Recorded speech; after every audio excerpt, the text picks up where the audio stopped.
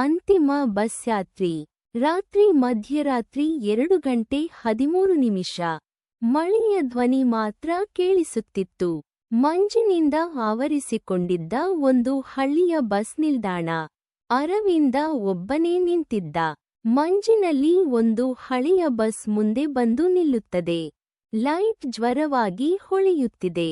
ಚಾಲಕ ತನ್ನ ಮುಖ ತೋರಿಸದೆ ಬಸ್ಸು ತೆಗೆಯುತ್ತಾನೆ.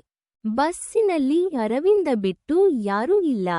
ಎಡಗಡೆಯ ಕಿಟಕಿಯ ಬಳಿ ಕುಳಿತುಕೊಳ್ಳುತ್ತಾನೆ. ಬಸ್ ನಿಧಾನವಾಗಿ ಮುಂದೆ ಸಾಗುತ್ತೆ. ಅರವಿಂದ ನೋಟ ಜಿಪಿಎಸ್ಗೆ ಹೋಗುತ್ತೆ. ಸಿಗ್ನಲ್ ಇಲ್ಲ. ಬಸ್ಸು ಅಜ್ಞಾತ ಮಾರ್ಗದ ಕಡೆಗೆ ಸಾಗುತ್ತಿದೆ. ಸುತ್ತೆಲ್ಲ ಕತ್ತಲೆ, ಮರಗಳು, ಹಸಿರು ದಾರಿ. ಅವನು ಹಿಂದಕ್ಕೆ ತಿರುಗುತ್ತಾನೆ.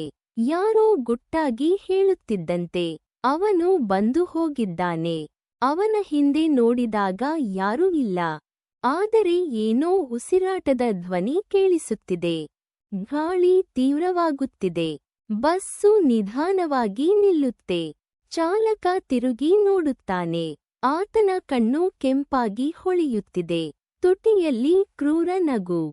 ಅರವಿಂದನ ಮುಖ ಹೆದರಿಕೆಯ ಹೊನ್ನೆಯಲ್ಲಿ ಕಾಣಿಸುತ್ತೆ. ಆಗಲೇ ಆತನು ನಿಲ್ಲುತ್ತಾನೆ. ಬಸ್ಸು ಮತ್ತೆ ಸಾಗುತ್ತೆ.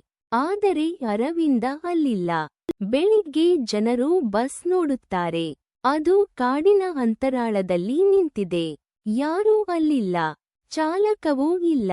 ಆದರೆ ಸೀಟಿನ ಮೇಲೆ ಆತನ ಫೋನ್ ಇರುತ್ತದೆ.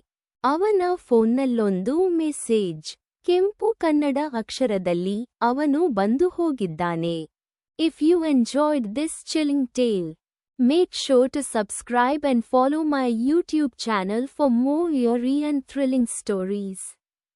Stay tuned for more spine-tingling narratives. If you enjoyed this chilling tale, make sure to subscribe and follow my YouTube channel for more eerie and thrilling stories. Stay tuned for more spine-tingling narratives.